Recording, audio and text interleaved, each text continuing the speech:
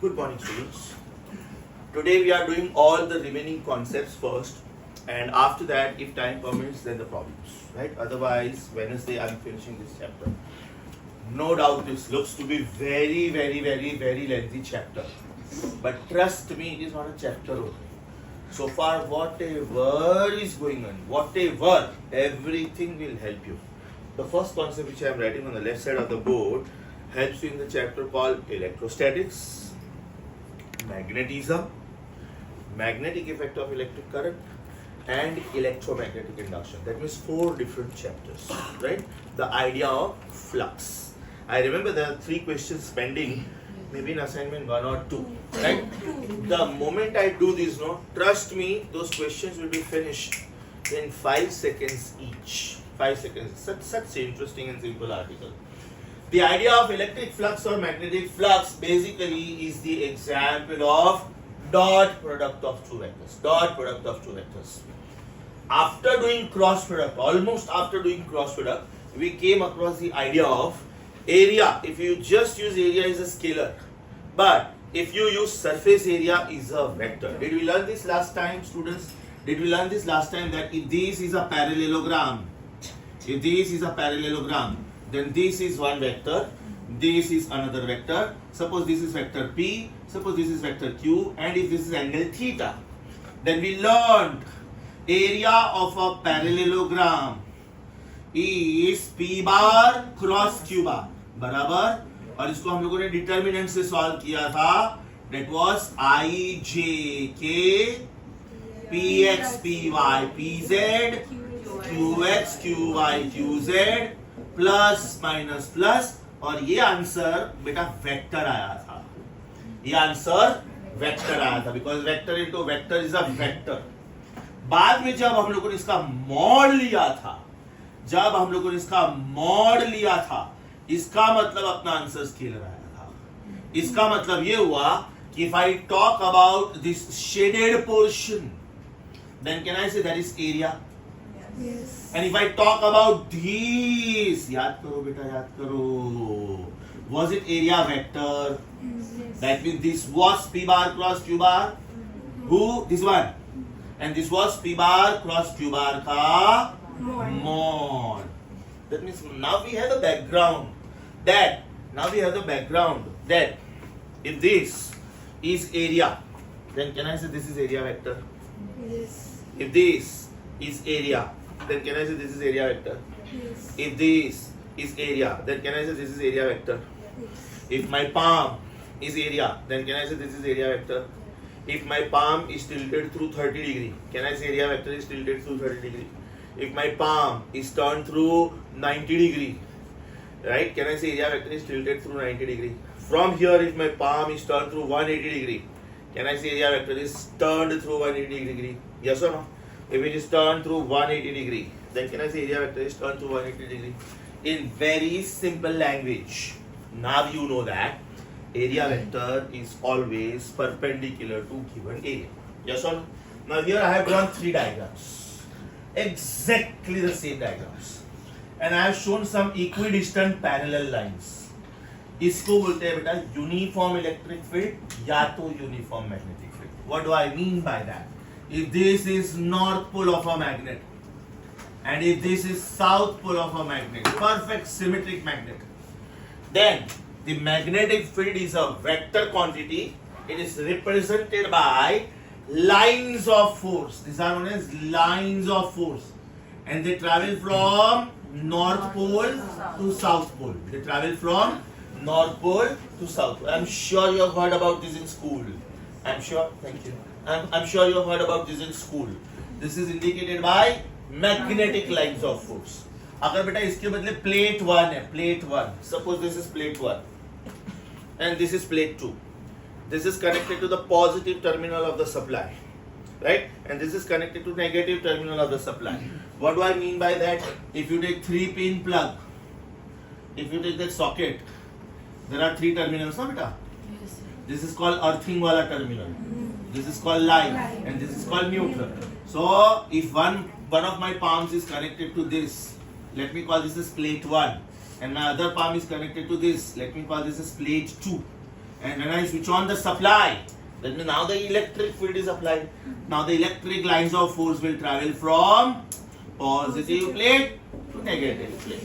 Positive plate to negative. This earthing terminal is used for extra safety.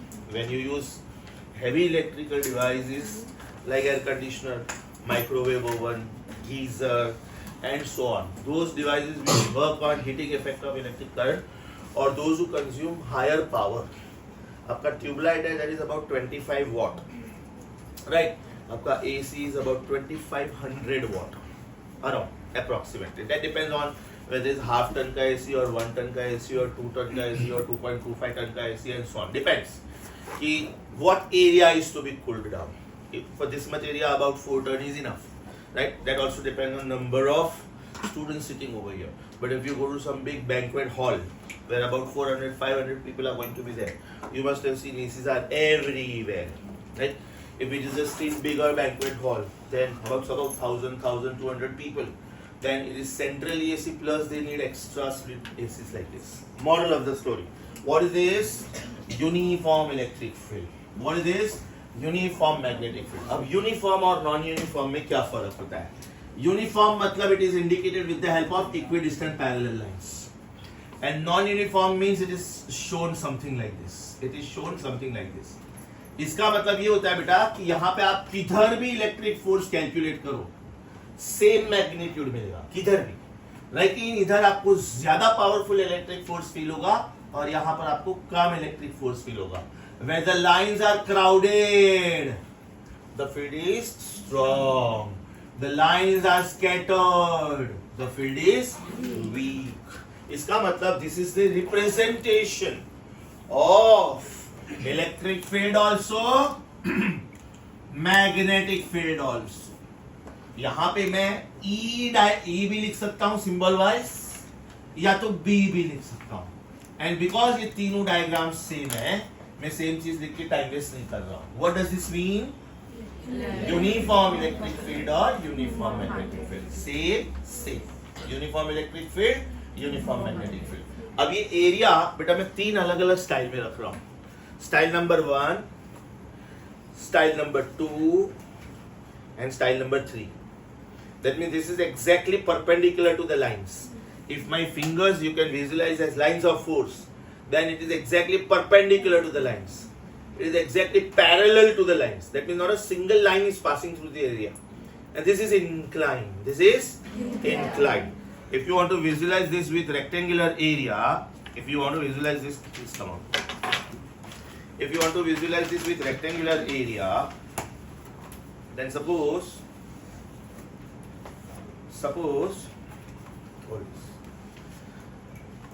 she is holding this like this, and now I am firing bullets. Can I say maximum bullets can pass through this, right? That means this area was perpendicular to the bullets. Now she is turning this area through some angle. Can I say some bullets will be wasted, right? Now she is keeping the area this way. Can I say not a single bullet will pass through this, right? Now let us try to understand this with circular area. I will just try to give you a figure.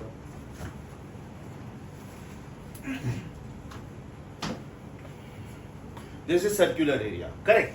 When I fire bullets like this, can I say maximum will pass through this? Some will pass through this. No will pass through this. The bullet cannot go this way and then this way. This can happen only in Rajinikanth movies. Rajinikanth movies में कुछ भी होता है. Rajinikanth movies में देखोगे ना, sorry Rajinikanth fan ना, but this is murder of physics. Rajinikanth को गोली मारनी है तो कैसे मारेगा? I can kill her like this also.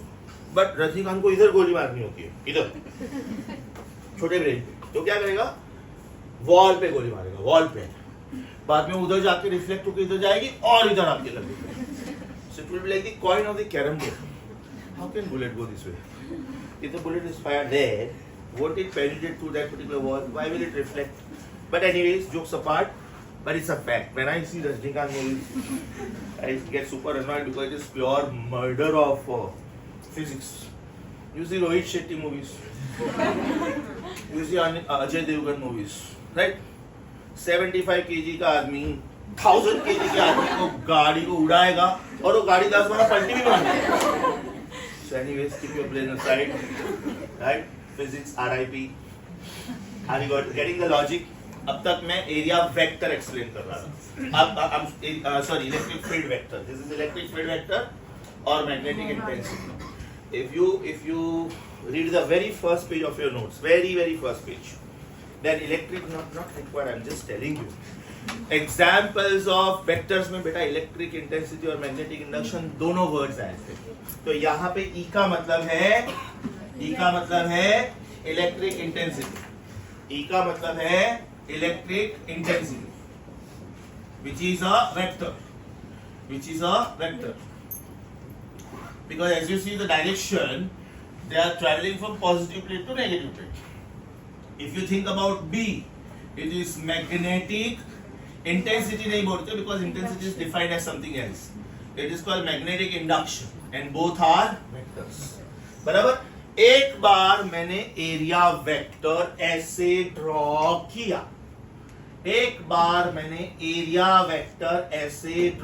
किया. फिर वो एरिया वेक्टर को मैंने टिल्ट किया. ओके, वो एरिया वेक्टर को मैंने टिल्ट किया और बाद में उसको मैंने पैरेलल कर दिया. फर्स्ट डायग्राम में area is parallel to the field की perpendicular to the field. Very good. ये एरिया है. This is neither perpendicular nor parallel and this is parallel to the field. समझ में आ रहा है मैं क्या कर रहा हूं? समझ में आ रहा है? वापस देखो, just hold it from here. Right, ये एरिया है और ये एरिया है. करेक्ट. ये लाइन ऑफ फोर्स है. मैं एक ही बता रहा हूं. Correct. So when she is holding the area this way, is it perpendicular? Is it inclined? Yes. And is it parallel? Yes or no? Have you understood these three diagrams? Thank you. Have you understood these three diagrams in sequence? Yes or no? Very important. Flux, whether it is electric flux or magnetic flux, is defined as B bar dot A bar या तो फिर E bar dot A bar. इसका मतलब अगर ये electric flux है तो ये फॉर्मूला, और अगर ये मैग्नेटिक फ्लक्स है तो ये फॉर्मूला. फ्लक्स का symbol same. It's a universal symbol. Whichever book of physics you pick up from anywhere, right? Any part of the world. This is pronounced as phi. P is silent. This is pronounced as phi. P is silent, right? This is theta, mind you. This is phi. This is psi. Be careful. They are very close pronunciations, right? But they are different things. Phi समझा बेटा? What is the formula? Electric flux or magnetic flux is defined as the dot product of electric intensity with area vector या तो magnetic induction with area vector, right? Two things are common, absolutely common. Phi मुझे दोनों formula में दिख रहा है, area vector मुझे दोनों फॉर्मूला में दिख रहा है. If I see B, it is magnetic induction, and if I see E, it is electric intensity. Logic समझा बेटा? इसका मतलब जब मैं इसको सॉल्व करूंगा तो कैसे करूंगा? Is it B A cos theta या तो फिर E A cos theta? When I write theta, tell me what is the meaning of theta, beta? What is the meaning of theta? Angle between two vectors. Angle between मतलब एक vector तो इधर sure है ना, E या तो B, right? दूसरा vector होना चाहिए एरिया वेक्टर. हम लोगों ने जो लिखा है वो एरिया है. इसका मतलब ये हुआ कि when she was holding the circular ring like this, and when this line was passing through this like this, mind you, area is this, but area vector should be this. इसका मतलब ये हुआ कि area vector is always perpendicular to given area. तो बेटा यहां पे मुझे एरिया वेक्टर ऐसे बनाना पड़ेगा. सोचो.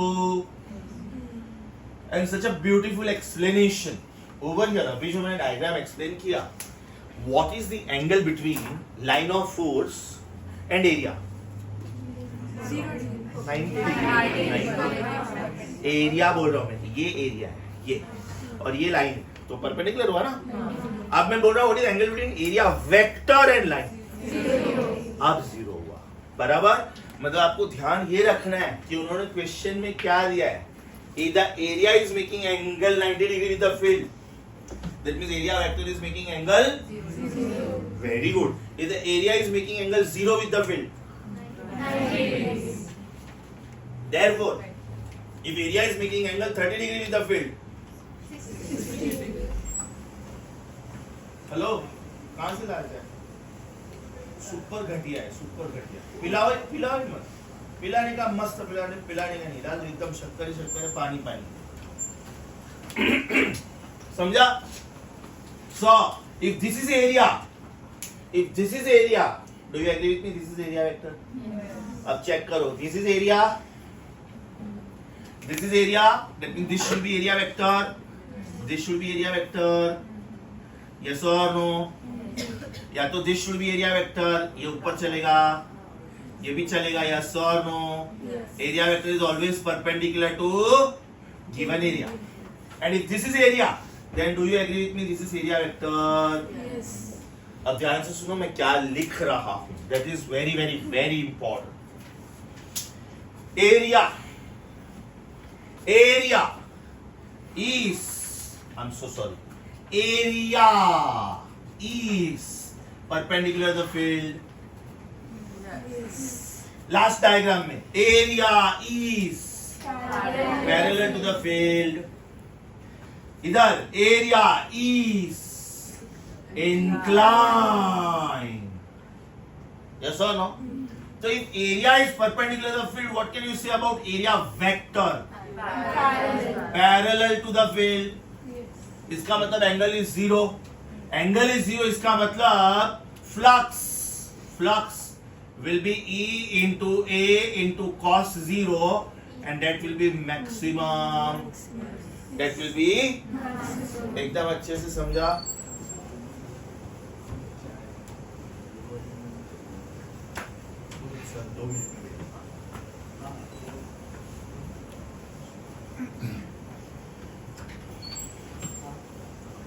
कौन सा लास्ट लेक्चर का रिकॉर्डिंग ना, इधर आ जल्दी.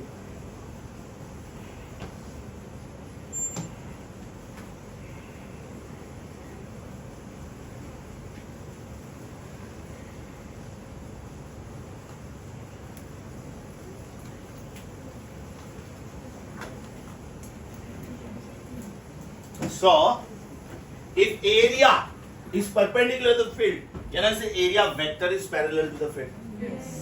If area is parallel to the field, can I say area vector is perpendicular to the field? इसका मतलब यहाँ पे फ्लक्स मैक्सिमम होगा, Yes. तो फिर यहाँ पे फ्लक्स क्या होगा, area vector is perpendicular to the field. Do you agree with me? Yes. And therefore flux will be 0 because cos 90 will be 0. यहाँ पे flux will be maximum. यहाँ पे ध्यान से सुनो, यदि area is inclined with the field, सोच के बोलना, with the field, say by या तो say through 30 डिग्री, तो बेटा एंगल क्या लेने का, 60, 90 minus 30, क्योंकि ये एरिया या एंगल बनाना है, हम लोगों को एरिया वेक्टर लेना होता है. Mind you, dot product is product of two vectors. इसका मतलब when you right a bar dot b bar is ab cos theta, ab cos theta is the angle between a vector and b vector. So if area is making angle 30 degree with the field, then area vector should make what angle? Complement. If area is making angle 20 degree with the field, area vector should make angle 70. If area is making angle 40 degree with the field, area vector 50. So always remember, when you find out theta, your focus should be on area vector, right? If they will definitely try to confuse you here. They will say area is inclined at an angle of 30 degree with the field. They will say area is inclined at an angle of 30 degree with the field. Should you take the angle 30? No. It should be 60. It should be 60. Logic समझा बेटा? Super sure. जिधर मैंने E लिखा है, उधर जब आप B लिखोगे, B for Bombay, then it is known as magnetic flux. यहाँ समझा? तो बेटा ये आपका आंसर इंटरमीडिएट हुआ. सोचो क्योंकि ये तो मैंने लिखा था से, मुझे नहीं पता है वो एंगल कुछ भी हो सकता है. देन कैन आई से my general formula is EA cos theta. मैंने सब जगह पे E लिखा है, सब जगह पे मैंने E लिखा है. तो which flux am I talking about? Perfect perfect. अगर मैं सब जगह पे B लिखूं तो easy. That means definition is the same. And now what is the definition of this in wordings? Electric flux or magnetic flux is defined as the number of electric lines of force or magnetic lines of force passing normally through the given area. Normal word is important. Perpendicular. Normally through the given area. अगर इसने area ऐसे रखा है तो ही इसमें से maximum bullets पास हो सकते हैं, राइट? लेकिन अगर इसने एरिया ऐसे रखा है, कैन आई से not a single bullet will pass? Yes और नो? मैं पेज ऐसे रखता हूं तो ही मुझे दिख रहा है ना कि इसने क्या लिखा है, राइट? अगर ये पेज में ऐसे लिख रहा हूं तो मुझे इसमें से कुछ भी रीड करने को नहीं होगा, सामने वाले को रीड करने को होगा. You getting my point? Is it clear? So if the area is perpendicular to the field, listen to my language carefully. If the area is perpendicular to the field, we get highest flux. Why?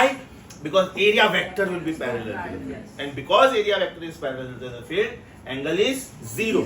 Cos 0 is highest. So we get maximum flux. I repeat, if area is perpendicular to the field, if area is perpendicular to the field, do you agree with me? Area vector is parallel to the field. Yes. Therefore we get maximum flux. If area is inclined with the field, we get intermediate flux. And if area is perpendicular to the field, I'm so sorry, parallel to the field, if area is parallel to the field, we get zero flux. Logic समझा? अच्छा, can the flux be negative? 100% yes. Work done negative होता है कि नहीं बेटा? Obtuse angle होता है तो क्या होता है? मतलब mathematically it can be negative. Do you agree with me? Cos of an obtuse angle is negative. Cos of 120 is minus half, no? Cos of 60 was plus half. Cos of 120 is minus half.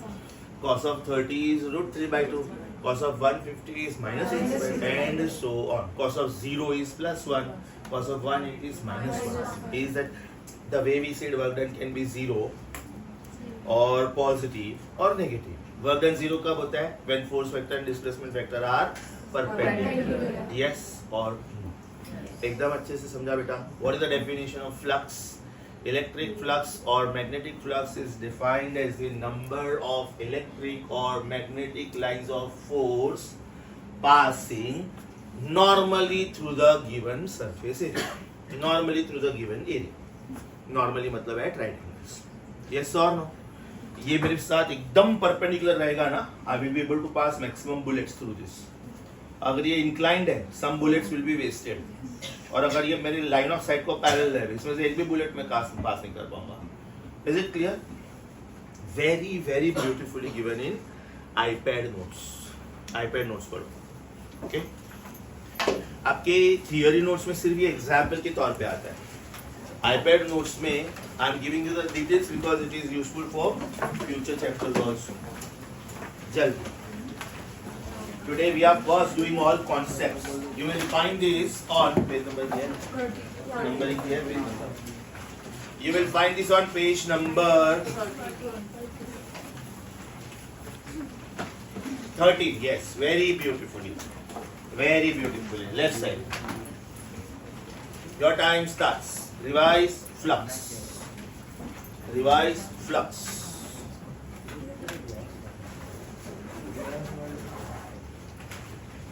कल Sunday था ना, exam हो गया ना, इसलिए iPad notes नहीं लाया. नहीं,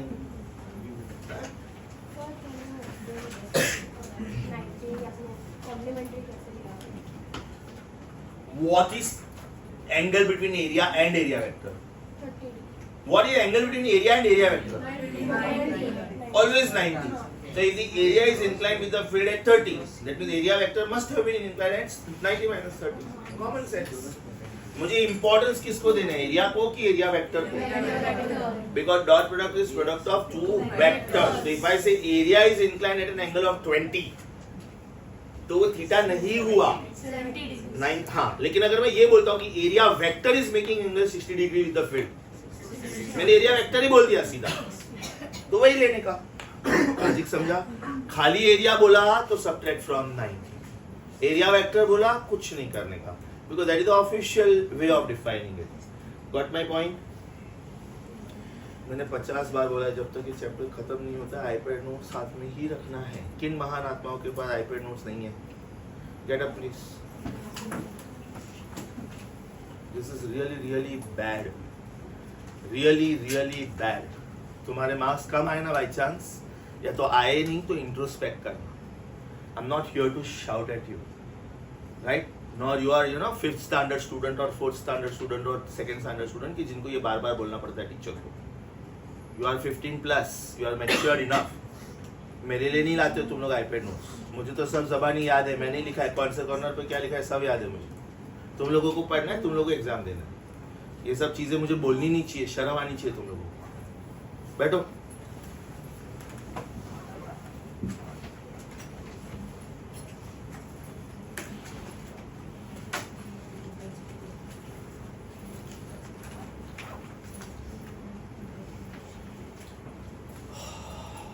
कॉन्सेप्ट ऑफ फ्लक्स समझा? बार बार पढ़ते रहना और उधर लिखो ऊपर एकदम. 5 स्टार लिखा ही होगा, आई एम श्योर. मैंने लिखा होगा, मैंने लिखा होगा उधर. कौन से चैप्टर में काम आएगा वो लिखा है क्या? हाँ, तो उधर लिखो वो पॉइंट के बाजू में. Very useful in chapters like, very useful in chapters like electrostatics, comma current electricity, electrostatics, comma current electricity, comma MEEC. जिन महान आत्माओं के पास बुक नहीं हो कम से कम लिख तो सकते ही है. iPad notes page 13, because it is very simple. Out of sight is out of mind. आज जो हो गया, घर पे जाके भूल जाओगे. वेडनेसडे तो बिल्कुल भूल जाओगे. फ्राइडे तो शायद मेरी शक्ल भी भूल जाओ. अरे यार इसको देखा है क्या? ओह शिट, नहीं सर ये out of sight is out of mind. It is as simple as that. Electrostatics, comma current electricity, comma MEEC. Full form लिखवा हो क्या कि मालूम है? Magnetic effect of electric current, MEEC. And finally EMI. मालूम है कि बोलूं? EMI is electromagnetic induction. Okay? EMI full form मालूम है ना? कॉमर्स वाला मत लिखना. Equated monthly instalment. हम लोग लोन लेते जो हर महीने भरना पड़ता है ना, वो ये बड़ा पता है तुझे. नेक्स्ट वन, ये समझा सबको? Have you read the article? Super sure? Did you follow this? वहां पे जो डायग्राम मैंने दिया है उसमें रेक्टेंगुलर एरिया दिया होगा. जरूरी नहीं एरिया का फॉर्म कुछ भी हो सकता है. ये एरिया सर्कुलर हो सकता है, रेक्टेंगुलर हो सकता है, स्क्वायर हो सकता है, हेक्सागोन हो सकता है, कुछ भी हो सकता है. In short area vector is perpendicular to given area. Area vector is perpendicular to given. Now I want you to be on I think assignment 2 if I am not wrong. Assignment 2 questions 2 11 and 15. Let me see my memory works on.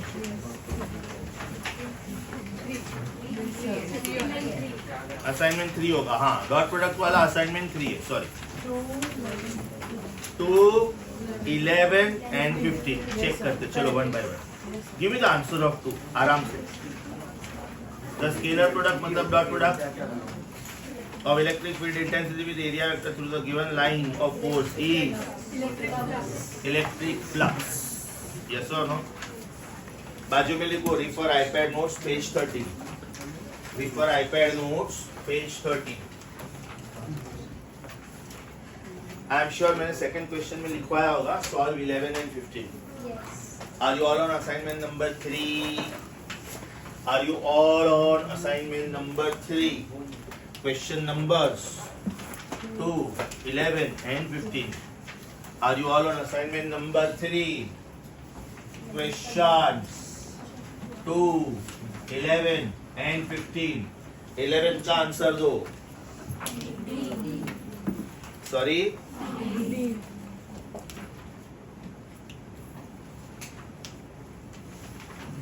मेरा कुछ गड़बड़ हो जाए क्या?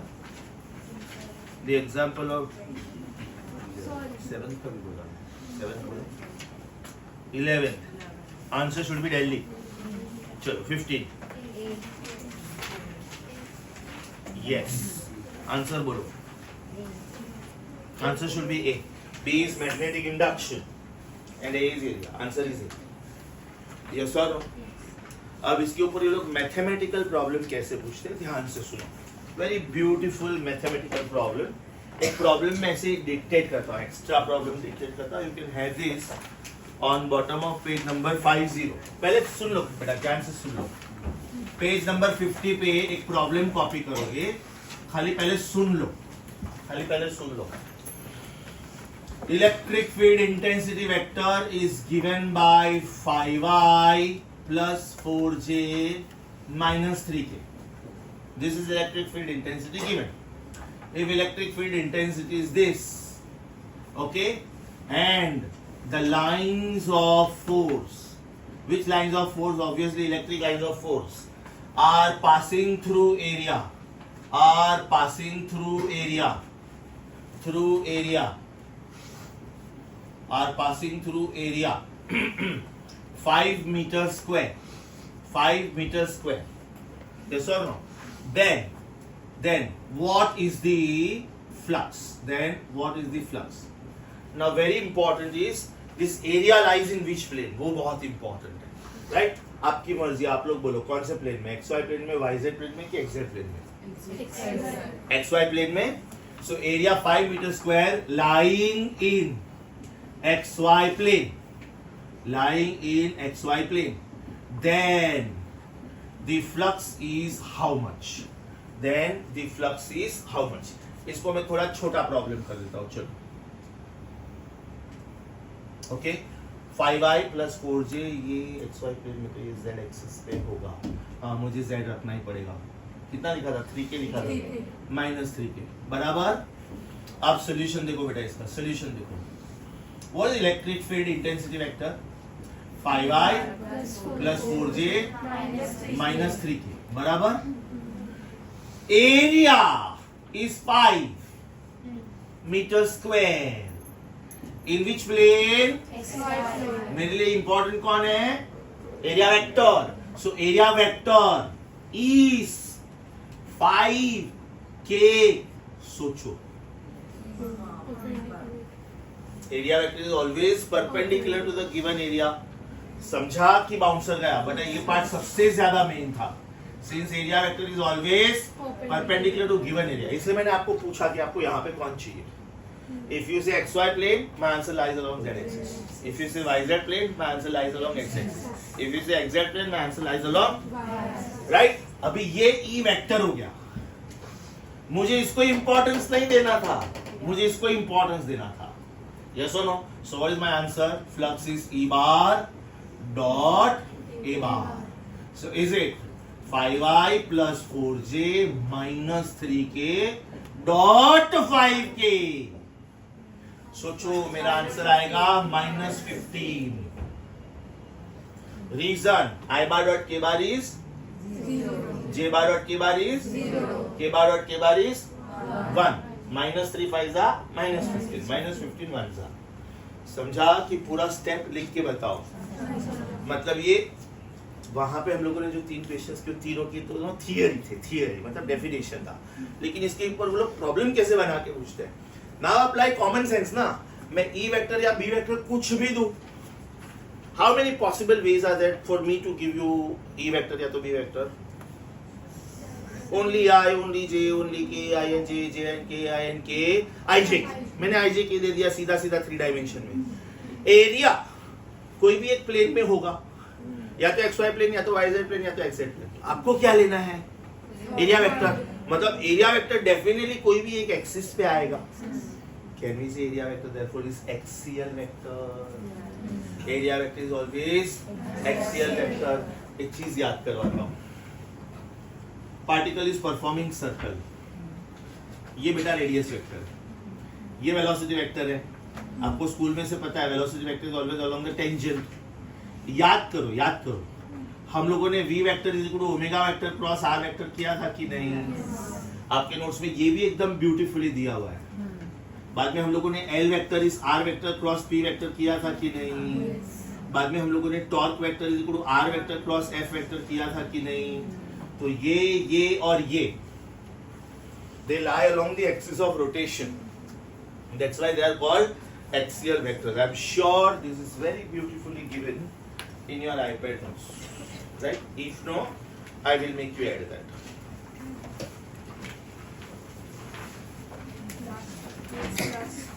Sorry? हाँ, एकदम last page में, एकदम last corner, very beautifully given, एकदम लास्ट पेज पे, एकदम लास्ट कॉर्नर। एक्सियल वेक्टर याद है अपना बाकी था?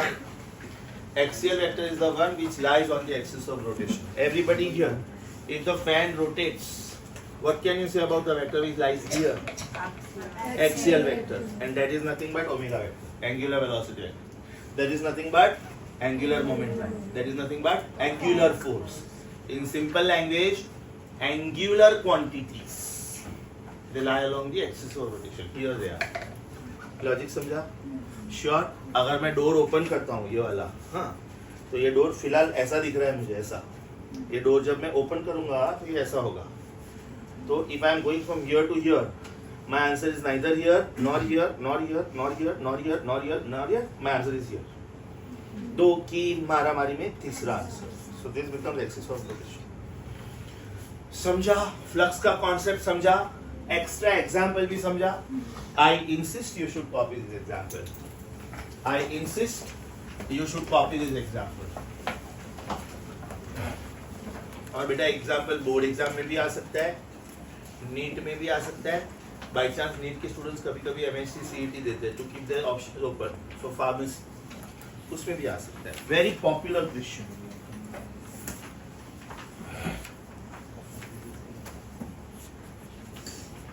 अपना वो तीनों क्वेश्चंस हो गया, बाकी जो था I think 2nd, 11th and 15th. And this is the additional question which is actually speaking. This is how they ask problem on this topic. This is how they ask problem on this topic. You must have observed Monday usually I do tough things because mind एकदम fresh रहता है, exam का stress नहीं रहता है। Exam just Sunday हुआ है, अभी सीधा next Sunday। तो अभी सोचो next Sunday मेरे पास पूछने के लिए और भी content है। मुंह मत दिखा रे पागल, अभी ये तो पहला चैप्टर है। एनसीईआरटी का बुक एक काम कर, मिल जरा मुझे लेक्चर के बाद में, कितना फिजिक्स है मैं बोलता हूँ, क्यों नहीं करने का? Yes sir. जितना ज्यादा पढ़ोगे उतना ज्यादा डिमांड है तुम्हारा, याद रखो।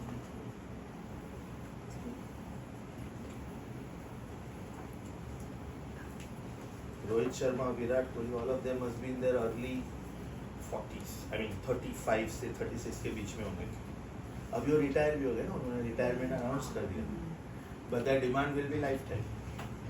जिधर जिधर मैच होगा आने वाले 20 साल 25 साल में, they will be called as commentators, coach, guide, and they will be paid very healthy amount. So they are superstars of cricket, right? Dr. Advani, oncologist, 85 years, on wheelchair, demand at world level. He cannot walk also. Obviously, there is no question of going to the hospital. So he guides doctors of MD, MS level on video conferencing how to do this operation.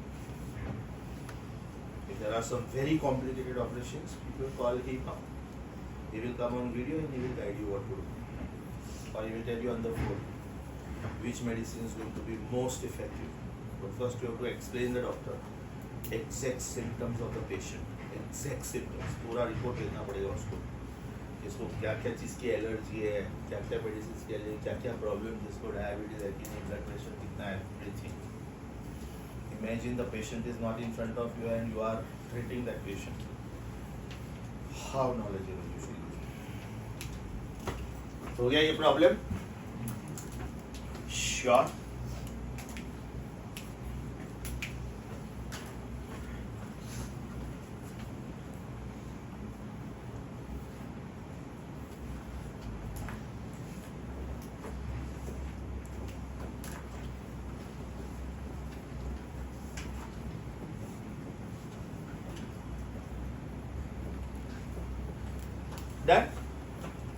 Okay.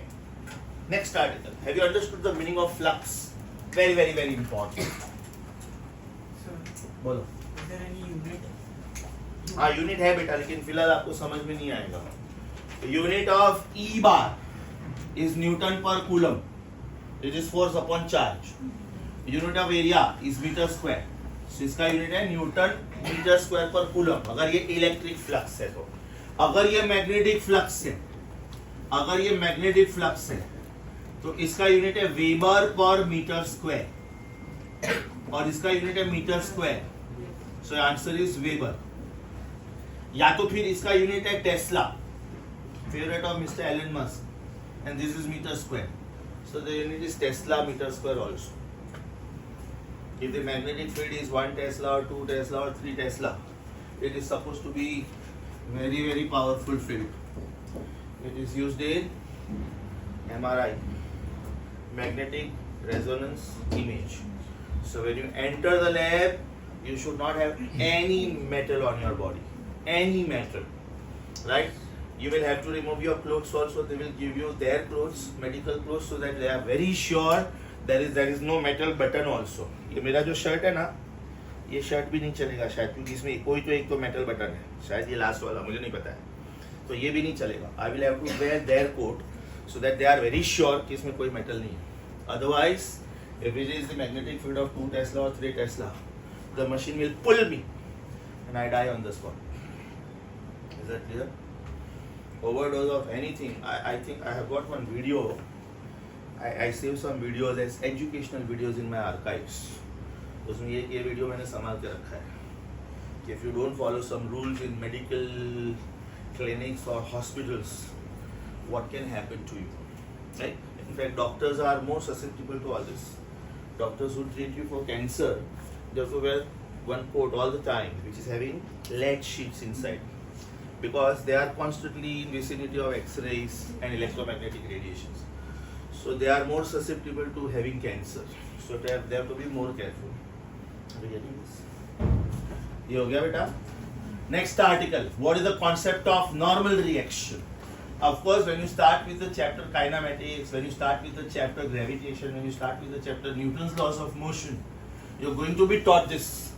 But my duty is to at least introduce the basic things, so that when professor is talking about those things, that time you already know this. Books एकदम बंद, क्योंकि ये दोनों concepts मैं साथ में पढ़ा रहा हूँ. The concept of normal reaction is used for a body in contact with some surface. Body in contact with some surface. That surface may be horizontal, vertical, inclined, whatever, right? And the tension wala concept is used for a hanging body. Is used for a hanging body. You can hang a body with the help of a wire, with the help of a rope, with the help of a cable, with the help of a string. Right? That means if I am putting this body on the bench, right? If I am putting this body on the bench, then concept of normal reaction comes. But if I am tying this body with the help of a string, and if I am holding the string, that means this body is not lying on some surface, it is hanging with the help of a rope, then the concept of tension will come. One by one. One by one. This is the surface. Very simple concept.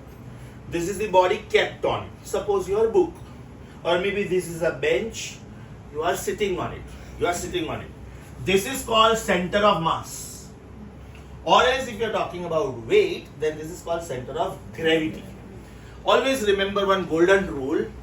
Weight always acts vertically downwards. खाली downwards कभी भी नहीं बोलने का. Weight always acts vertically downwards. Now according to Newton's law, to every action there should be equal and opposite reaction.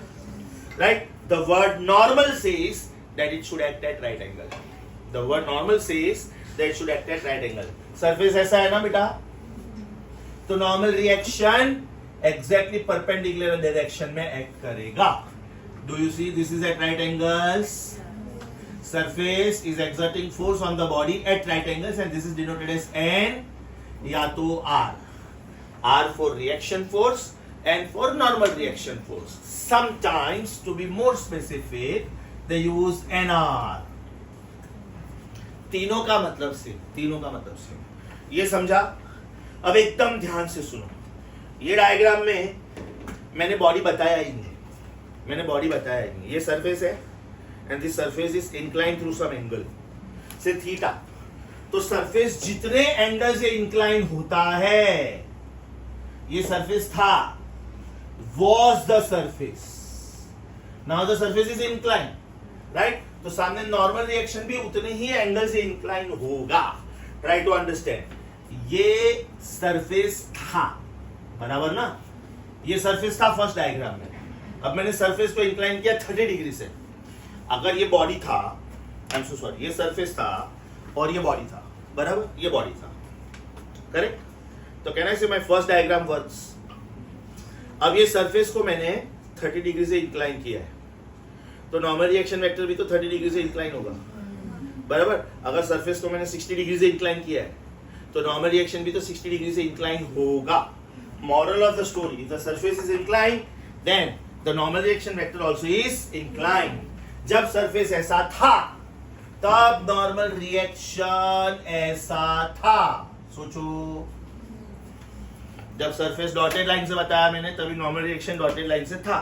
अब suppose surface tilted है, right? तो कहने से नॉर्मल रिएक्शन उतने ही एंगल से टिल्ट होगा। सोचो, इसका मतलब अगर ये थीटा है तो ये थीटा है। समझा कि वापस बोलूं? देखो इधर देखो, ये सरफेस है, ये नॉर्मल रिएक्शन वेक्टर है, बराबर? अब आपका ध्यान सिर्फ स्केल की तरफ होना चाहिए, स्केल की तरफ। ये स्केल को मैंने 30 डिग्री से लिफ्ट किया। अब आपका ध्यान पेन की तरफ होना चाहिए, समझा? देखो इधर, होल्ड दिस। ये सरफेस है, ये नॉर्मल रिएक्शन वेक्टर है।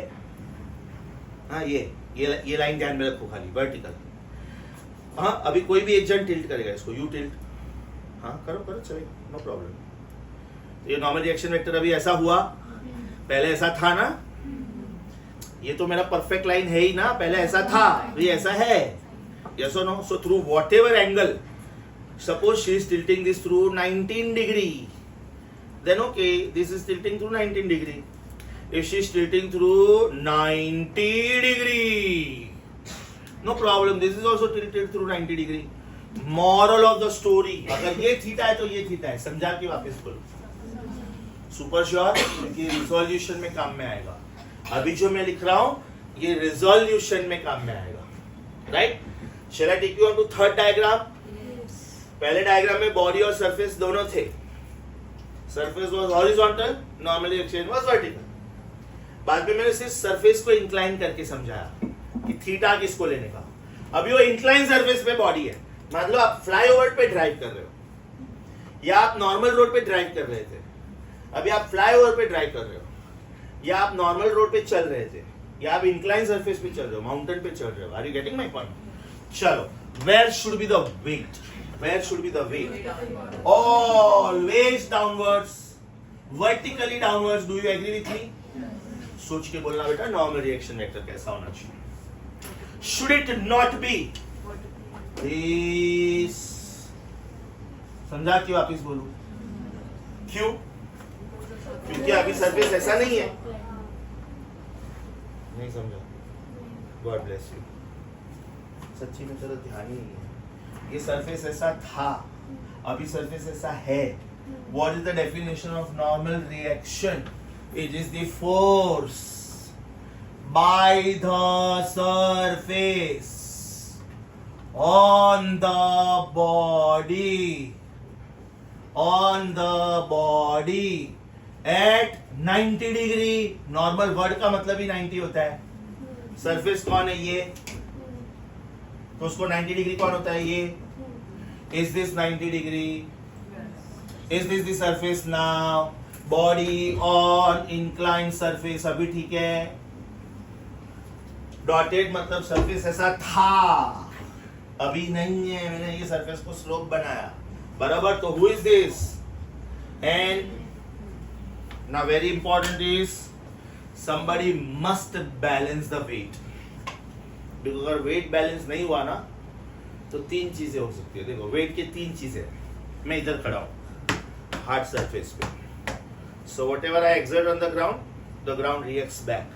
So I feel what I am. Suppose I am on sand. I am walking on a sea face. Sand. मेरे legs अंदर जाएंगे ना? Because ये loose surface है. So I feel less than what I was exerting. So because I was exerting more thing, so by that much I will go down. If I am walking on a muddy area, मैं कोई मिट्टी के road पे चल रहा हूँ और बारिश हो गई, तो मेरे पाँव एकदम अंदर जाएंगे. और ज्यादा बारिश हो गई और एकदम अंदर जाएंगे. मैं माउंटेन पे चल रहा हूँ, स्नो माउंटेन पे. स्नो ना सॉफ्ट, एकदम सॉफ्ट. तो कोई चीजों पे तो लिखा है इधर जाने का ही नहीं. इधर तक डूब गए तो बाहर कौन निकालेगा? Are you getting this? That means your weight is powerful than normal reaction. Third example, if the reaction is more than your weight. Example trampoline. Example trampoline. Rubber surface. Swing board, diving board, swimming pool. That means there are three things. If your weight is balanced by normal reaction, you are what you are. If your weight is powerful than normal reaction, you will sink by that much. Right? And if your weight is less than the normal reaction, you will lose contact. समझा? मतलब weight balance होना ही चाहिए. अब ध्यान से देखो मैं क्या कर रहा हूँ, सोच के बोलना समझ में आ रहा है कि नहीं. ये मैंने नॉर्मल रिएक्शन को उल्टा डायरेक्शन में एक्सटेंड किया. आपको जब भी फोर्सेस बैलेंस करने होते हैं, आज के बाद गोल्डन रूल याद रखो. आज के बाद हमेशा काम में आएगा. आपको जब भी फोर्सेस बैलेंस करने हैं, आपके पास जो भी वेक्टर्स है उसको उल्टा डायरेक्शन में एक्सटेंड करो. उसको और उसको वेक्टर नहीं बनाने का, डॉटेड लाइन बनाने का. सिर्फ मेरे पास ये ग्रीन वेक्टर था, मैंने उल्टा डायरेक्शन में एक्सटेंड किया. मेरे पास ये रेड वेक्टर है, मैंने उल्टा डायरेक्शन में एक्सटेंड किया. यहां तक समझा? अभी सेकंड डायग्राम देखो. सेकंड डायग्राम देखो. Was this theta? So should this be theta? बराबर कि बाउंसर गया. इसलिए सेकंड डायग्राम बनाया था मैंने. इसलिए सेकंड डायग्राम बनाया. आप सोचो ये थीटा हुआ कि नहीं? बराबर. रिजोल्यूशन ऑफ वेक्टर हमको एकदम अच्छे से आता है. सो 1 and 2 पैरेललोग्राम बना कि नहीं? पैरेललोग्राम बनाइए इधर. सोच के बताओ ये कौन? माइंड यू ये mg था, तो ये कौन? Proud of you. Yes. Is it mg cos theta? Is this mg cos theta? Yes. और ये कौन है? mg sin theta. अब एकदम ध्यान से सुनो मैं क्या बोल रहा हूं. n is balanced by mg cos theta. n is balanced by mg cos theta. mg sin theta को बैलेंस वाला कोई करने नहीं है. mg sin theta को बैलेंस करने वाला कोई नहीं है, इसलिए बॉडी नीचे आता है. That means this is a truck coming down, or maybe this is a car coming down. If the car has to go up, therefore you have to apply accelerator. That means you are using extra energy. That means you are using fuel. That means you are using electric car. That means you are using extra power to overcome the effect of mg sin theta. That takes you up. Friction आएगा ना बेटा, friction आएगा. अभी तक मैंने ये मैंने ideal road लिया हुआ है. Friction definitely will come. Friction हमेशा उल्टा डायरेक्शन में एक्ट करेगा आपको अपोज करने के लिए. तो जितना फ्रिक्शन ज्यादा, उतना आपको ज्यादा मेहनत करना पड़ेगा. Suppose the friction is more, that means the surface, road surface is very dry and your tyres are very dry, so there are more chances of wear and tear. Rainy season में उल्टा होता है. There are more chances of meeting with an accident, because friction कम होता है, skidding का chance बढ़ जाता है. मैं 120 की स्पीड में हाईवे पे चला रहा हूँ समर में, और वही मैं 120 की स्पीड में हाईवे पे चलाऊंगा रेनी सीजन में. Suppose it is raining very heavily और मुझे अचानक से ब्रेक मारना पड़ा. कोई व्हीकल आ गया बीच में, कोई एनिमल आ गया बीच में, कोई साइकिल वाला आ गया बीच में. साइकिल वाला तो बेचारा अपनी स्पीड से ना 10-15 की स्पीड से, मैं 120 की स्पीड में चला रहा हूँ, वो अचानक बीच में आ गया. It is very difficult for me to stop the car. Reason friction is very less, so there will be a role of friction. वो फिलहाल नहीं कर रहा हूं मैं. फिलहाल मैं सिर्फ ये एक्सप्लेन कर रहा हूँ नॉर्मल रिएक्शन फोर्स क्या होता है. Please let me know one by one, आराम से सोच के. You don't have to do anything. because all these diagrams are very beautifully given in your notes.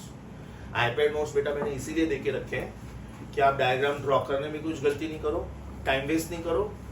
Colour print out निकाला है तो मैंने उधर अलग अलग कलर का इंक भी यूज किया है ताकि आपको मालूम पड़े कौन सा वेक्टर किसको बैलेंस कर रहा है. Please let me know one by one. Have you understood first diagram? Super sure? If the body is lying on a horizontal surface, the normal reaction force is acting in vertical direction. If the body is lying on a vertical surface, ये remote control wall पे है ना, ये remote control इधर है suppose, बराबर? तो क्या है नॉर्मल रिएक्शन ऐसे एक्ट करेगा, because this is the surface, this is the body, clamp, that means this is normal reaction. लेकिन माइंड यू बेटा वेट तो ऐसे ही एक्ट करेगा, वेट तो ऐसे ही एक्ट करेगा. ये रिमोट कंट्रोल को मैं ऐसे रखूं, कोई एक स्टैंड रख के या तो ऐसा ग्लास सरफेस रख के, तो भी इसका वेट ऐसे ही एक्ट करता है और वेट ऐसे ही एक्ट करता है. वेट कैसे भी रखो, बॉडी हमेशा कैसे एक्ट करता है? Vertically downwards. Please let me know, have you understood first diagram? Have you understood second diagram where I have shown only the surface? Surface is inclined. And have you understood third diagram? Have you understood third diagram? Super duper sure. Third diagram में मैंने क्या किया? Second diagram का ही help लिया, उसके बाद में मैंने mg को रिजॉल्व किया. थर्ड डायग्राम में सेकंड डायग्राम रिपीट है कि नहीं? उसके बाद में मैंने क्या किया? मेरे पास एक ग्रीन वेक्टर अवेलेबल था, मेरे पास ये रेड वेक्टर अवेलेबल था, तो ग्रीन को मैंने उल्टा डायरेक्शन में एक्सटेंड किया, रेड को मैंने उल्टा डायरेक्शन में एक्सटेंड किया. Always remember, when you want to draw a vector diagram, extend the vectors in reverse direction and thereafter define theta properly. क्योंकि अगर आपने सोचो बेटा इसके बदले इसको थीटा ले लिया होता, आपने इसके बदले बेटा इसको थीटा ले लिया होता, तो आपके सारे आंसर्स गलत आते कि नहीं? Very important. Choice of theta is very very important, because theta will decide who is बाजू वाली एंड हु इज सामने वाली. If you choose theta to be wrong, that means everything is wrong. वहां पे भी तो वही पंगा था, वहां पे तो वही पंगा था. सोचो स्टूडेंट सिर्फ ये पढ़ता या तो पढ़ती और उसने थीटा 90 ले लिया होता तो गए ना काम से. तो आपको angle between area and E vector नहीं लेना है, area vector and E vector लेना है. So are you understanding how important the angle is? Because if you choose angle properly, then only you will be able to talk about components properly. Super duper sure? I have a doubt about friction in the first one.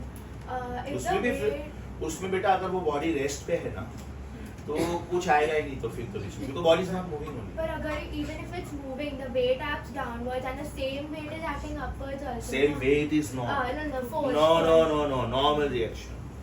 You know what exactly speaking is the meaning of normal reaction? Normal reaction is called apparent weight. It makes you feel what you did. It makes you feel what you did. Let me give you very very beautiful example. Just because you have asked me this. Suppose you are inside the lift. Okay, you are inside the lift, and you are standing on a weighing machine. This is weighing machine, right? What you are doing, that you are doing only. You are doing this all the time. You are exerting your weight on the floor of the lift all the time. Now there are four possibilities. Lift is at rest, lift is accelerating up, lift is accelerating down, and lift is falling down. Coming down and falling down में फर्क है. Falling down मतलब somebody cut the rope of the lift. इसमें बेटा आपको जो आप हो वो फील होता है. You feel what you are. When the lift accelerates up, you feel little heavy.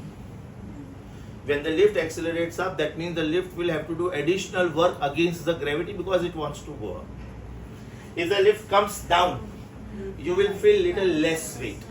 And if the lift falls down, you feel like an astronaut. You feel weightless. You know why? Because you are trying to stand on someone, and that someone only is not there. Right? So when you try to stand on someone and that someone is not there, that means you are not able to exert your force on the lift. And therefore the lift is not exerting reaction force on you. So it is the reaction which makes you feel that you exist. It is the reaction which makes you feel that you exist. Let me give you another very beautiful example. This is the swimming pool. Okay, this is the swimming pool. और swimming pool आप लोगों ने देखा है बेटा, ऐसा होता है. हाँ, ये पानी है, ये पानी है, बराबर. अब आप इधर हो, फिर आप इधर हो, फिर आप इधर हो, फिर आप इधर हो. हर जगह पे आपको अपना वेट अलग अलग फील होता है. Because your partial of your body is inside water, so that much water comes up. That is called upthrust. So if I am 90 kilogram, I may feel 89.9. If I am 90 kilogram, I may feel 89.8. I am 90 kilogram, I feel 89.9. I feel 89.8. I feel 89.7. I feel 89.6. And then throughout, I will feel 89.6 because I am completely immersed in water. I feel I lost weight. That is called apparent weight, virtual, hypothetical, not real. जैसे मैं पानी के बाहर आया, I am 90 only. Reason जब तक मैं पानी में था, मेरे पे अपथ्रस्ट एक्ट कर रहा था, आर्किमिडीज प्रिंसिपल वर्क कर रहा था, प्रिंसिपल ऑफ बॉयंसी वर्क कर रहा था. जैसे मैं पानी के बाहर आया, कुछ नहीं ना. Apply common sense, apply common sense. ये स्विमिंग पूल है बेटा, और यहाँ पे डाइविंग बोर्ड है, और आप यहाँ से जंप कर रहे हो. आप जंप करके वापस ऊपर आओगे कि नहीं? पानी नहीं है तो ऊपर जाओगे. पानी है तो ऊपर आओगे. पानी ही नहीं है तो सेकंड फ्लोर से आपने जंप किया और सीधा सीमेंट से टकराया. इसलिए कभी भी रिसोर्ट पे जाते हो ना, स्टाइल भी नहीं मारने का.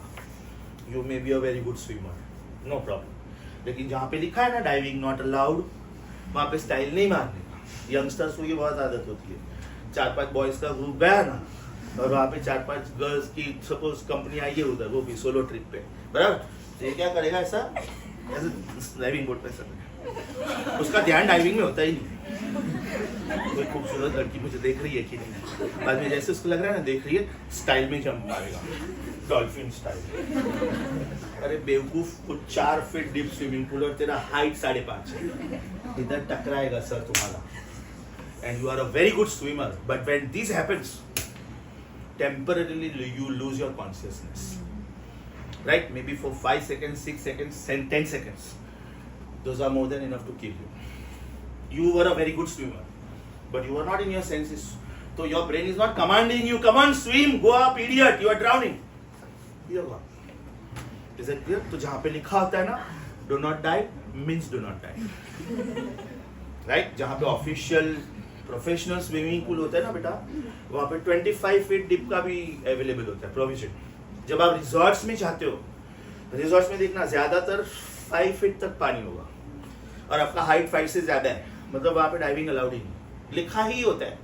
और उनको मालूम ही होता है लोग रूल ब्रेक करेंगे, तो वहाँ पे हमेशा एक है ना स्विमर घूमता रहेगा उनका रिजॉर्ट वाला. अगर आप सपोज बगैर स्विमिंग कॉस्ट्यूम के गए, कुछ लोग है ना रिजॉर्ट में गए, मतलब रिजॉर्ट खरीद लिया, ऐसा कॉटन टी शर्ट में जाएंगे, बोले सर लाइक्रा वाला मटेरियल पहनो सर, ये अलाउड नहीं है. A you mind your business, you don't know who I am, जाओ फिर मरो.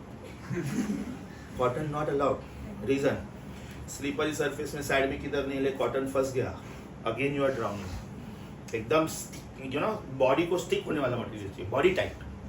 That's why they tell you lycra material. सबके अपने अपने रूल्स है. Physics, don't be Rohit Shetty, don't break the rules. You are not Rajnikant. Don't break the rules. Is that clear? Normal reaction का concept समझा? Rapid fire round. Body lying on a horizontal surface. Normal reaction X, exactly vertical. The word normal means perpendicular. Surface is inclined to angle theta. So normal reaction also will incline to the same angle theta. So now if the body is on an inclined surface, can I say this is normal reaction, this is mg? अब एकदम ऊपर वाले diagram में, एकदम ऊपर वाले में मैं लिख सकता था कि n is equal to mg, upward force is downward force. इसमें मैं नहीं लिख सकता हूं ना, कैसे लिखूं? पॉसिबल ही नहीं है, क्योंकि ये ऐसा है, बराबर. तो अभी मुझे क्या करना पड़ेगा, इसको मैंने एक्सटेंड किया, इसको मैंने एक्सटेंड किया. क्यों? मुझे एंगल मिलेगा थीटा, थीटा मिलेगा तो ही मैं रिजॉल्व कर पाऊंगा. So what is the last technique? Whatever vectors you have, मेरे पास ये ग्रीन वेक्टर था, मेरे पास ये रेड वेक्टर था, तो मैंने ग्रीन वेक्टर को उल्टा डायरेक्शन में एक्सटेंड किया. मैंने रेड वेक्टर को उल्टा डायरेक्शन में एक्सटेंड किया, एडवांटेज मुझे थीटा मिला। जैसे मुझे ये थीटा मिला मैं इसको थीटा बोल सकता हूँ, क्यों? Vertically opposite. और अब मैं mg को रिजॉल्व कर सकता हूँ। mg cos theta balance is an, mg sin theta is unbalanced, therefore the body comes down. If you want the body to go up, that means you have to do work against the friction. That means you will have to use some engine, some power, some machine, some fuel. If you are that, you have to use extra energy. जब आप ऐसे चलोगे और जब आप incline plane पे चलोगे, incline plane पे चलने में ज्यादा मेहनत लगेगी, इंक्लाइन प्लेन में ज्यादा कैलोरीज बर्न होते हैं। तो अगर आप 5 किलोमीटर ऐसे चलते हो और सिर्फ 2 किलोमीटर ऐसे चलते हो, this is enough because you are going against gravity. और स्लोप बढ़ाओ। जो एकदम बेस्ट रनर्स होते हैं ना, वो लोग खाली ट्रेडमिल पे भागते नहीं है, उसका इंक्लिनेशन चेंज करते जाते हैं और बाद में स्पीड भी चेंज करते जाते हैं। विराट कोहली का कोई यूट्यूब पे वीडियो मिल जाए ना तो देखना वो कैसे भागता है ट्रेडमिल पे। खाली फास्ट भागेगा नहीं, उसका स्पीड 10 के ऊपर होता है, प्लस इंक्लाइन प्लेन पे होता है। खतरनाक मसल्स, खतरनाक। उसको बीच में देखो कैसे चीते की तरह भागता है। इधर Surya Kumar and all that. Most important is fitness. Any sport you play, most important is fitness, except sumo wrestling.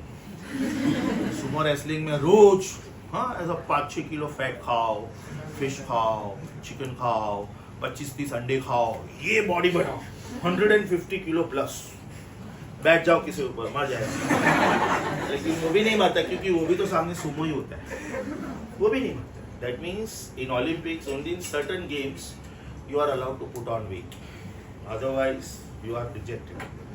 मेरे जैसा तो सब में डिस्क्वालीफाई हो जाए, साइज देख के disqualify, don't come only, get lost, teach, no sports for you. Logic समझा? श्योर? हंस क्या रहा है? Get up. तेरे से भी पतला था मैं, समझा ना? ओके, ये पार्ट समझा? Again your iPad notes, I think again page number 13, not sure, not sure, sorry 16, okay. हाँ बेटा, 16 का राइट साइड देखो, 16 का राइट साइड देखो, 16 का राइट साइड देखो। ये मैं जितना भी कर रहा हूँ ना आज, सबको स्टार रेस टू 20 मार्क दो, सबको। Reason super duper useful in physics, super duper useful in entire physics. आज के जो 3 कॉन्सेप्ट्स है ना बोर्ड पे, सुपर duper useful.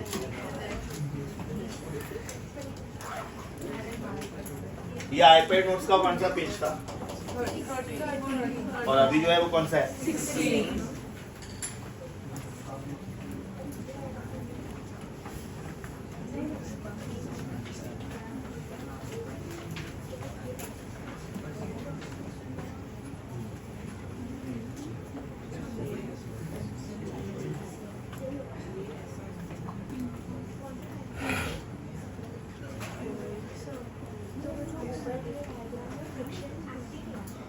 Body is at rest, na beta. If the body is moving, why not? Yes, if the body is moving to the right, frictional force will act to the left. If the body is moving to the left, frictional force will move to the right. Frictional force is called self-adjusting force. It all depends on what kind of shoes you are wearing. Right? अगर बेटा मैं sport shoes पहन रहा हूँ, इसमें spikes है, right? तो मैं उतना जल्दी गिरूंगा नहीं। लेकिन मैं पार्टी वेयर शूज पहन रहा हूँ, एकदम स्मूथ सोल है, तो मुझे बहुत संभल के चलना पड़ेगा। उसमें भी ऊपर पानी है। आप फुटबॉल प्लेयर के शूज देखना, स्पाइक्स होते हैं उसमें, क्योंकि कंटिन्यूअसली भागना है ना बेटा। अभी क्या होता है, थोड़ा ड्यू भी आ गया ना ग्रास पे, तो बार बार फिसलेंगे, तो उनके शूज देखना। उनके शूज शुरू ही होते 75-80,000 से। आप नॉर्मल स्पोर्ट्स पीपल को भी देखोगे ना, तो उनके शूज स्पेशली मेड होते हैं 25-30,000। ये बड़ी बड़ी ब्रांड्स उनको स्पॉन्सर क्यों करती है? Because they make special kind of shoes for them. आप एक नॉर्मल स्टूडेंट और आप नाइकी के शूज खरीदते हो, तो आपके शूज की रेंज होगी शायद 3,000 से लेके 15,000, 20,000 तक। स्पोर्ट्स पीपल के शूज की रेंज शुरू होती है 25,000 से लेके 1 लाख तक। फुटबॉल प्लेयर 1 लाख से लेके 5 लाख तक, depending on who you are. You may be Ronaldinho.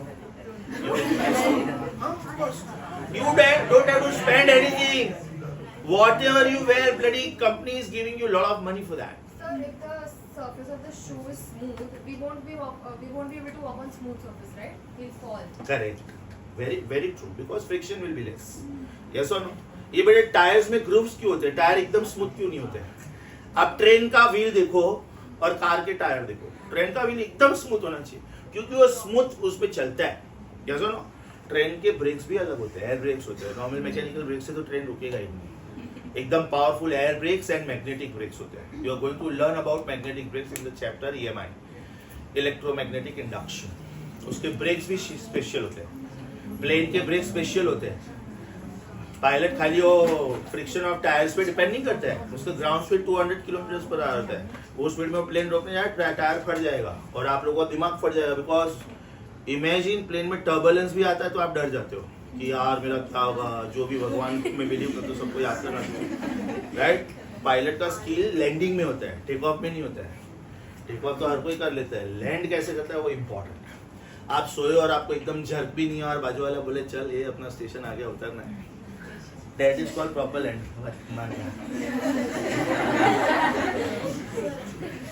Train के सामने ऐसा सबसे स्टार्टिंग में वो जो दो पोल्स होते हैं वो मैग्नेट्स होते हैं. That is because नहीं वो मैग्नेट नहीं होता है. They are powerful springs.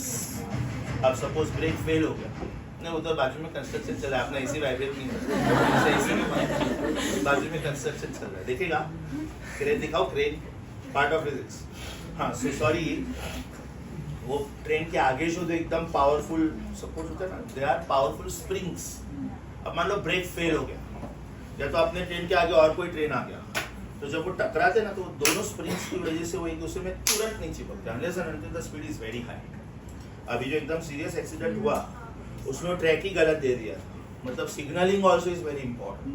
अगर रॉन्ग सिग्नल दे दिया, इसको जाना था ये ट्रैक पे, गया सेम ट्रैक पे, आगे ऑलरेडी गाड़ी थी, तो इतना जोर से इम्पैक्ट हुआ कि 2-3 कंपार्टमेंट एकदम एक दूसरे के ऊपर आ गए and many people will die. Train accidents very serious. Flight any accident very serious. Yes और नो? अरे पागल, मैं व्हीकल्स की बात कर रहा हूँ. I am not talking about social life. Why are you remembering your पापा? हाँ वो भी एक सीरियस एक्सीडेंट ही होता है. सीरियस हो गई लड़की एकदम. नहीं समझा? जिनको जोक नहीं समझा उनकी याद में बाद में जोक बोलूंगा. चलो next. You are on page number 16. 16 का राइट साइड कंप्लीटली समझा? अभी लेफ्ट साइड वापिस. बुक बंद करो प्लीज. अभी का लास्ट पार्ट, मतलब concept wise last part. If time permits then I will teach 1 or 2 problems. This is the ceiling. जब भी हम लोग ये डायग्राम बनाते ना ऐसे, इसके दो मतलब होते हैं. If the chapter is optics, then this is mirror. And if the chapter is normal your mechanics, then this is rigid surface. This is rigid surface. Now this is a sphere of mass m. That means weight of the sphere is mg. बराबर. And weight always acts vertically. अभी जो ऊपर के side पे force develop होता है, that should not be called normal reaction. That should be called tension.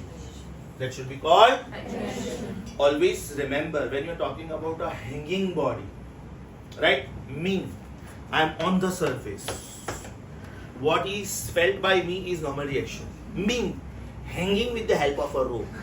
My weight is acting downwards, so tension is created upwards. Yes or no? Common sense. ध्यान से देखो. एक मस्त एग्जाम्पल देता हूँ. इरेजर था उस स्टिक के साथ. हाँ यस. ध्यान से सुनो. What is the difference between normal reaction and tension? I am putting this eraser on my palm. Right? If I am blind person, I feel something is there on my hand. Am I right? Because weight of this eraser is acting downwards and my palm reacts upwards. So it is that reaction which makes me feel that there is something on my hand. Right? Put something heavy. Come on. Okay. This is something heavy.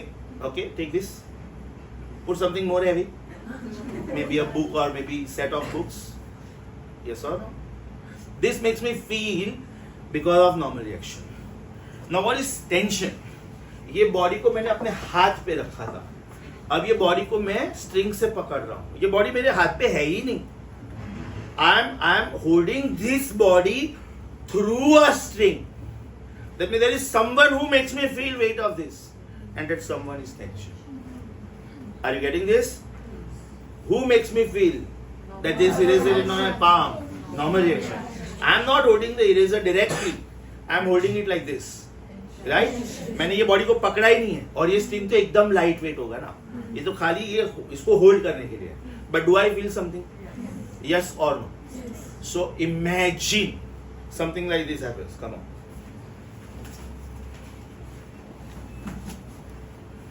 This experiment is only to understand physics. This has got nothing to do with practical life.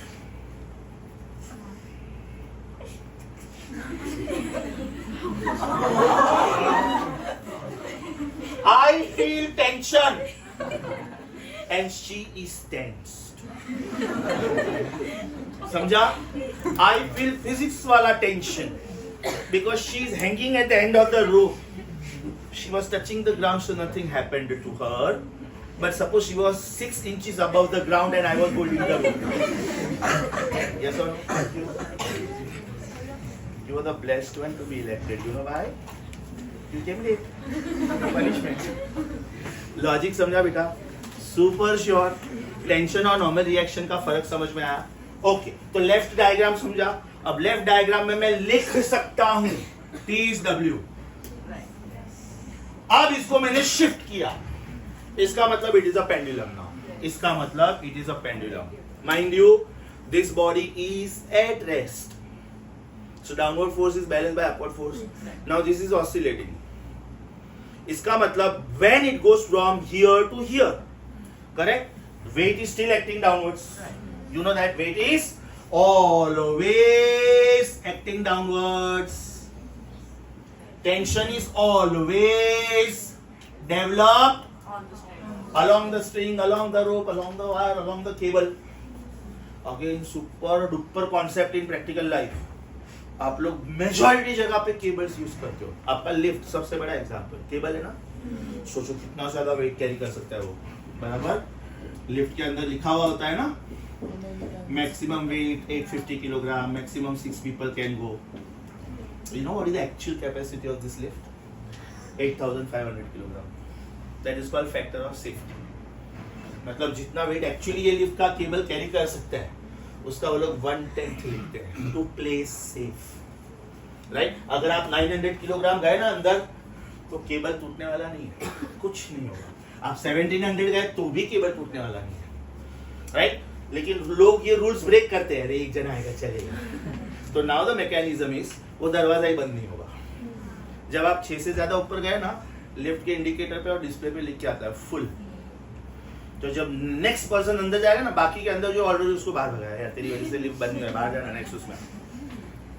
क्योंकि क्या होता है, if you misuse, if you break the law of physics, then over a period of time this cable starts losing its elasticity.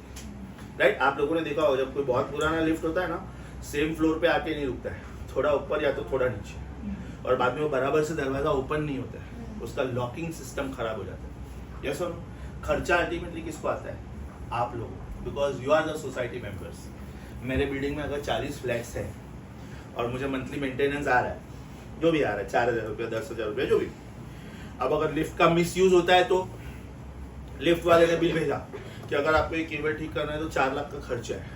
तो 4 लाख का खर्चा हम 40 flat members को ही bear करना है ना, और वो फालतू का खर्चा है. Better don't break the rules.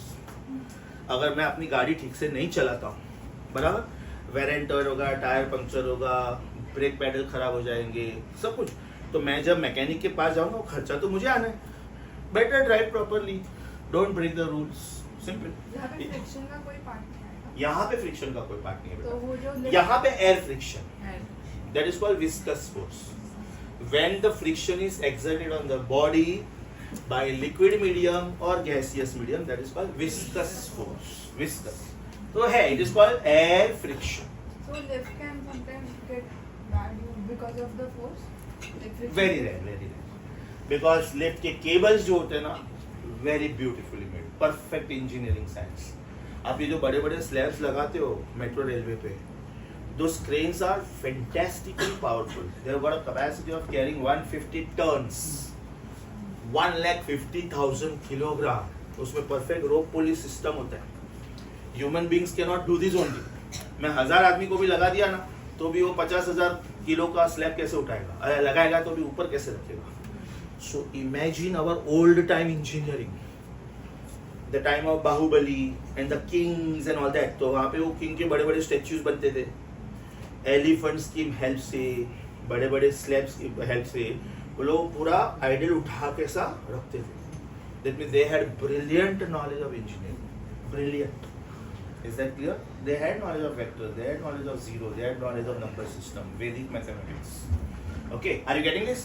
अभी वो वापस बैलेंस नहीं कर सकते दूसरे को. क्या करने का? अभी सिखाया था. क्या करने का? आपके पास जो भी वेक्टर्स है उसको उल्टा डायरेक्शन में एक्सटेंड करो. उसको उल्टा डायरेक्शन में एक्सटेंड करो. Right? Are you displacing this through some angle theta? अब डायग्राम ध्यान से देखना बेटा. अगर ये थीटा तो ये थीटा हुआ कि नहीं? चलो why. Yes yes yes, very good very good. और ये थीटा हुआ कि नहीं? आप लोगों ने किसको रिजॉल्व किया था? वेट को.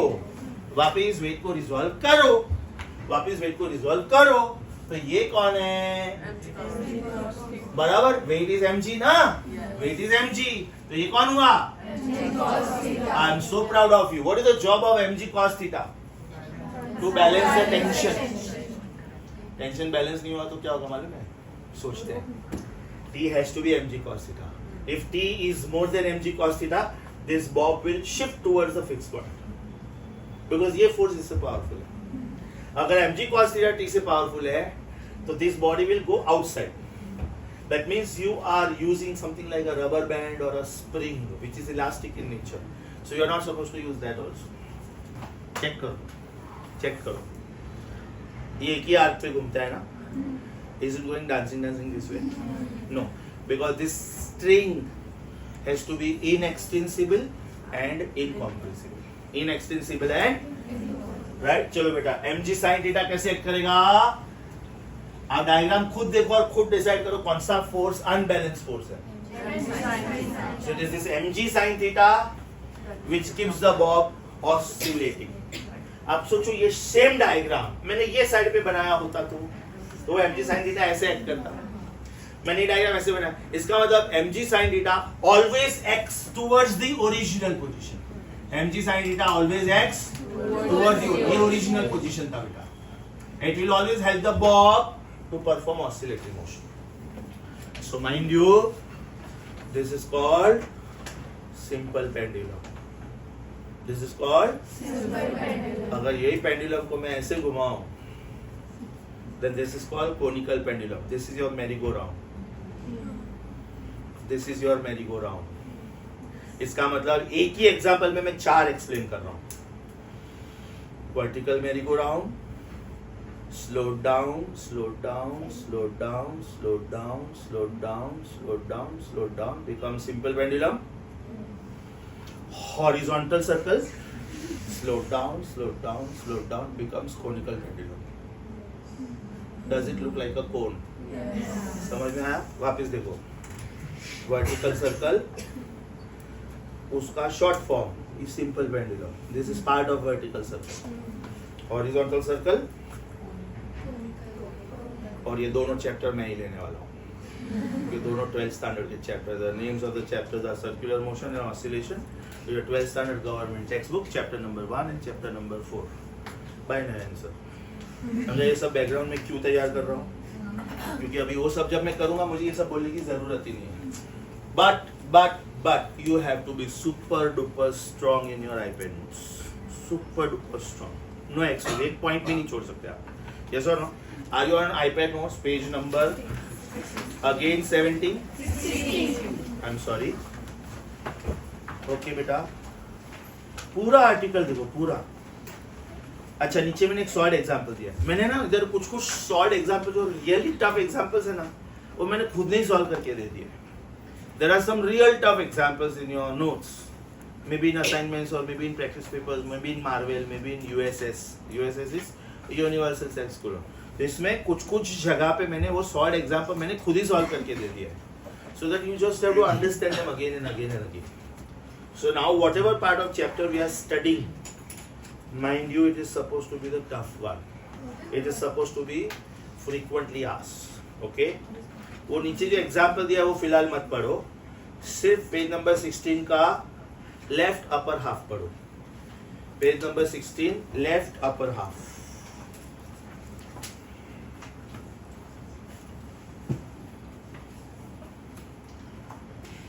Oh, so this chapter will spill over to onto Wednesday also, no problem. I did not want to go fast in this part, to be very very honest.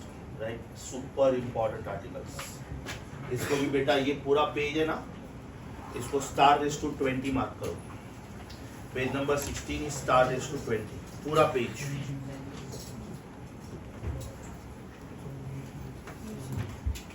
Sixteenth is the last.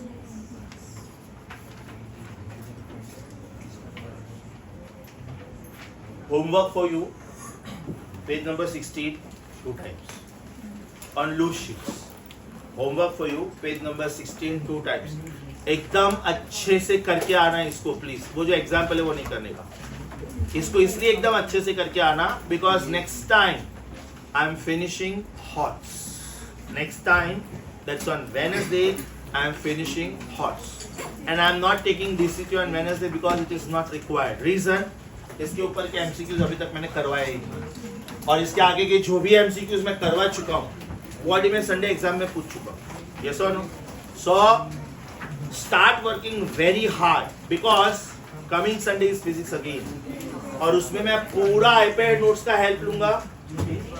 सब assignment, सब practice papers, Marvel का lecture help किया कल बेटा. I was at a place where there was very very poor Wi-Fi connection. मतलब मैं एक room से दूसरे रूम पे जा रहा था, मुझे बराबर Wi-Fi नहीं मिल रहा था. So I requested my assistant to be there because he was in proper Wi-Fi connection. तो मैंने वो नोट्स भी भेज के रखे थे, आप लोगों को भी वो नोट्स भेजे हैं मैंने. मार्वल का पूरा मैंने जो सॉल्व किया था पूरा का पूरा भेजा है मैंने आप लोगों को. Start practising from there also.